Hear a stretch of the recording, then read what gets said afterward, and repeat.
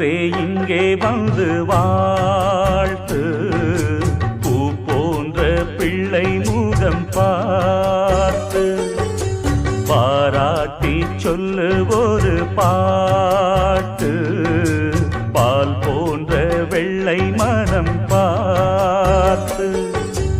யார் சொல்லுவது இங்கு தாயில்லையென, நான் கொஞ்சிடுவேன் உனையன் பிள்ளையென.